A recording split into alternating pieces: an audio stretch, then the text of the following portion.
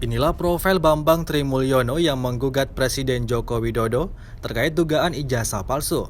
Bambang Trimulyono menggugat Jokowi terkait dugaan penggunaan ijazah palsu SD, SMP, dan SMA saat mengikuti Pilpres 2019 lalu.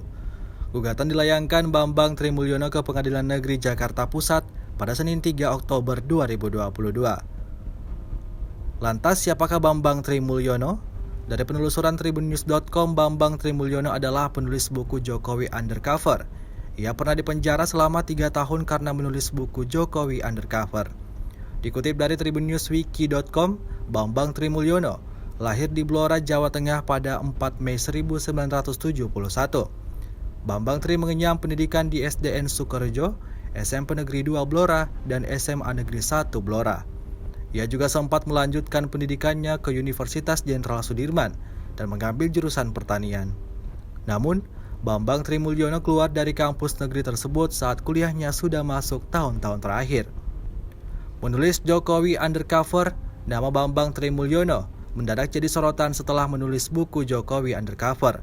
Dalam buku itu, Bambang Trimulyono menuliskan sisi negatif Presiden, termasuk fitnahan terhadap Jokowi dan keluarganya. Bambang Trimulyono menyebut Jokowi telah memalsukan data saat mengajukan diri sebagai calon presiden 2014 lalu.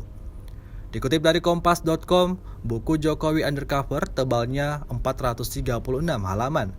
Buku tersebut terdiri dari banyak bab yang isinya masing-masing hanya tulisan pendek sepanjang 3 hingga 5 halaman. Kapolri saat itu Jenderal Tito Karnavian mengatakan, isi buku itu tidak sesuai dengan judulnya.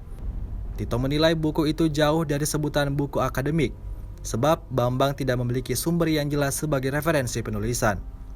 Selain itu, tak ada dokumen wawancara sumber sebagai bahan informasi dalam penulisan buku.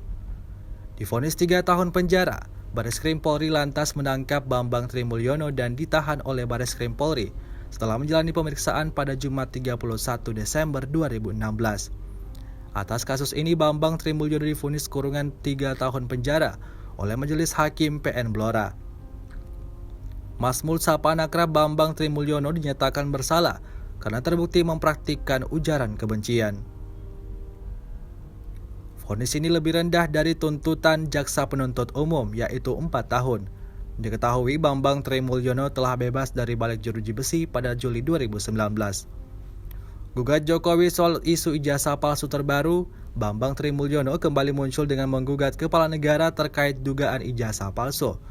Selain Presiden, Bambang Trimulyono turut menggugat KPU sebagai tergugat 2, MPR tergugat 3, dan Kementerian Pendidikan Kebudayaan Riset dan Teknologi sebagai tergugat 4.